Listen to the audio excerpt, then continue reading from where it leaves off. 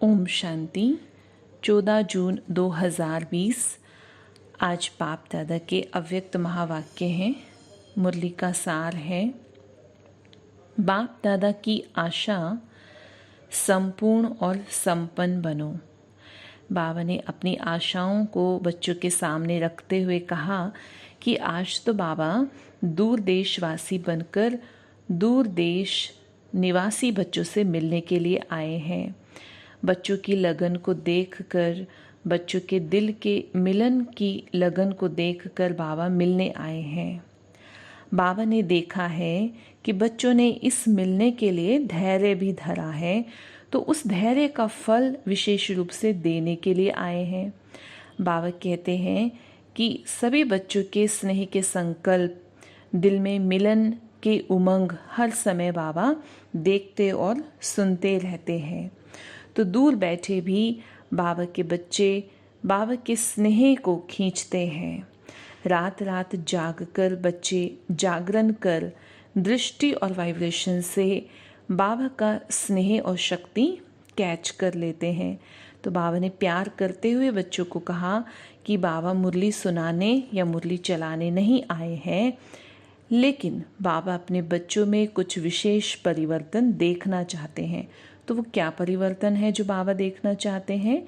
बाबा ने कहा, यह वर्ष विशेष प्रत्यक्ष स्वरूप, बाप दादा के स्नेह का प्रमाण स्वरूप, संपूर्ण और संपन्न बनने के समीपता का स्वरूप, श्रेष्ठ संकल्प, श्रेष्ठ बोल, श्रेष्ठ कर्म, श्रेष्ठ संबंध और संपर्क, ऐसा श्रेष्ठ स्वरूप बच्चों का अब देखना चाहते हैं।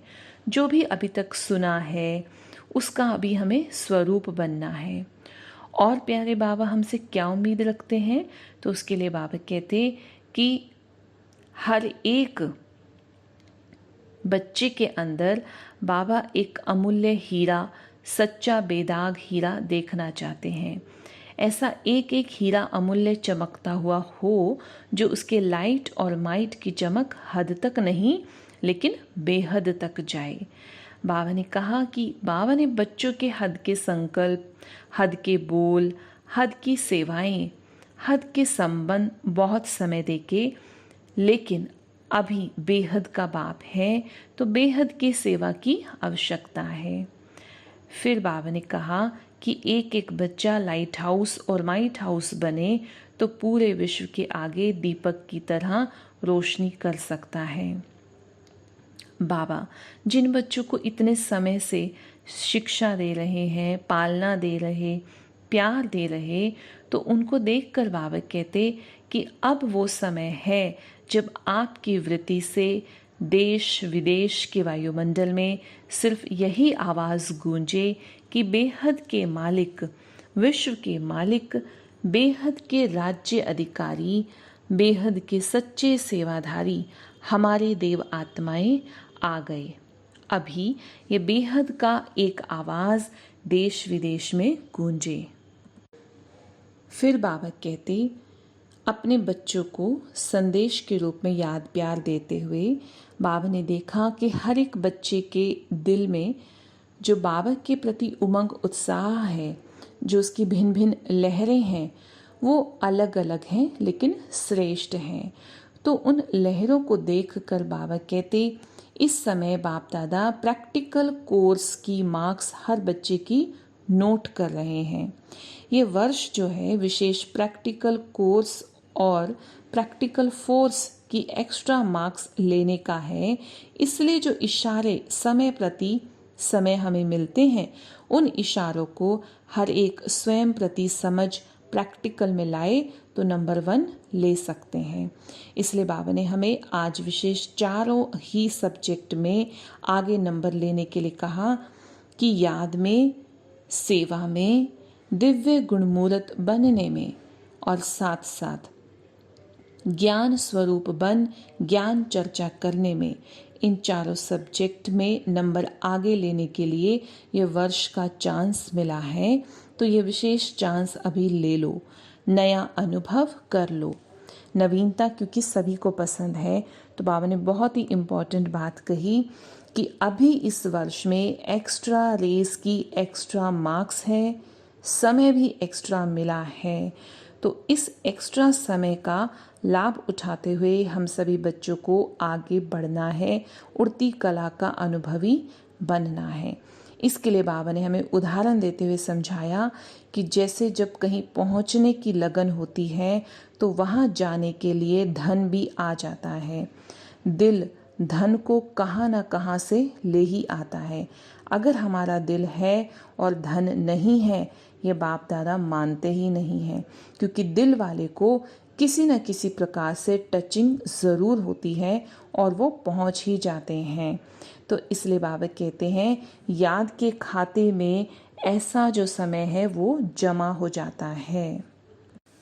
बाबा ने अपने अव्यक्त महावाक्य आगे सुनाते हुए कहा कि जो बच्चे सेवाधारी होते हैं वो सेवा तभी कर सकते हैं जब वो किसी भी प्रकार के हद के बंधन में ना बंधे हुए हो। बंधन मुक्त ही बेहद की सेवा में सफल होंगे। बाबा ने हमें विशेष बात समझाई कि कभी कभी बच्चे दृढ़ संकल्प तो बहुत करते हैं और कराते भी हैं, लेकिन दृढ़ संकल्प लेना तो अभी कॉमन हो गया है, क्योंकि वो कहने में ही दृढ़ संकल्प आता है, लेकिन सिर्फ होता है वो संकल्प। अगर वो दृढ़ होता तो दोबारा लेना ही नहीं पड़ता। तो बाबा ने इतना गहराई से उस बात को हमें समझाते हुए इस बात का अनुभव कराया। तब बाबा कहते जो खुद से इस ज्ञान को समझते हैं, जब निमित्त बन जाते हैं तो वो औरों के अंदर भी उमंग उत्साह लेकर आते हैं। इसलिए बाबा ने हमारा अटेंशन खिंचवाया कि अपने लक्ष्य को हमेशा सामने रखो कि मुझे स्वयं को संपन्न बनाए, सबके सामने सैंपल बनना है। संगठन में रहते हैं तो हम उसका फ़ायदा भी उठा सकते हैं और देखना चाहें तो उसके अंदर नुकसान भी होता है, क्योंकि संगठन में बहुत सारे बच्चे अलबेले होते हैं, तो उनको देखते हुए अलबेलेपन में नहीं आना है, लेकिन एक दो को देख करके उमंग उत्साह में हमें आना है। फिर बाबा ने कहा कि उमंग उत्साह रहेगा हमेशा करने का और कराने का, तो औरों को भी आगे बढ़ा सकते हैं। सिर्फ अपने लक्ष्य को याद रखो। इसलिए प्रैक्टिकल नहीं हो पाता क्योंकि लक्ष्य भूल जाते हैं, उसे अभी इमर्ज करना है। लक्ष्य और लक्षण भी बार बार हमें मिलाते रहना है, तो शक्तिशाली हम बन जाएंगे। नहीं तो हम साधारण ही रहेंगे कि हमने लक्ष्य कुछ लिया और लक्षण कुछ और हैं। बाबा समझा रहे हैं, फिर वो बच्चे साधारण हो जाते हैं। तो बाबा हमें उदाहरण देते हुए समझाते हैं, जब एक इतना छोटा सा एटम बॉम्ब भी कमाल कर दिखाता है तो यह इतने आत्मिक बॉम्ब्स क्या नहीं कर सकते हैं। बाबा ने समझाया कि संस्कार तो देखो भिन्न भिन्न होते ही हैं और वो रहेंगे भी। इसके लिए हमेशा जगदम्बा को और ब्रह्मा को देखो। याद रखो सेवा एक है, लेकिन निमित्त बनना है, निमित्त भाव में चलना, यही विशेषता है। संस्कार मिलाने से संगठन भी मजबूत बन ही जाता है। बाबा हमें कहते हैं कि जो बच्चे एवर रेडी का पाठ पढ़ते हैं उनके अंदर ही अंदर बल भरा हुआ होता है। कोई भी आज्ञा पालन करने का बल स्वतः ही मिलता है, तो सदा आज्ञाकारी बनने का बल मिला हुआ है। इसलिए बाबा समझाते हैं कि सेवा का बल कम नहीं है, बस याद और सेवा दोनों का बैलेंस चाहिए। तो सेवा उन्नति का अनुभव कराएगी। याद में सेवा करना हमारा नेचुरल हो जाना चाहिए, क्योंकि ब्राह्मण जीवन की नेचर क्या है? ब्राह्मण कहलाते ही तब है जब वो याद में रहते हैं। ब्राह्मण जन्म लेना अर्थात याद का बंधन बांधना। वैसे भी ब्राह्मण जीवन में कोई ना कोई निशानी तो दिखाते ही हैं, तो इस ब्राह्मण जीवन की निशानी है याद। ब्राह्मण बनकर हम सभी बाबा के बच्चे भी बाबा को यानी भगवान को यथार्थ याद करना सीख जाते हैं, और दुनिया में भी ब्राह्मण उन्हीं को कहते हैं जो भगवान को याद करते हैं या उसकी पूजा विधि करते हैं। इसलिए बाबा समझाते कहते हैं याद में रहना नेचुरल हो जाना चाहिए। याद अलग की या सेवा अलग की, ऐसा नहीं, दोनों इकट्ठे हों। इतना टाइम कहा है जो याद अलग करो और सेवा अलग, इसलिए दोनों का बैलेंस हो, ये साथ साथ हो, इसी में हम अनुभवी बने तो सफलता हमें प्राप्त हो सकती है।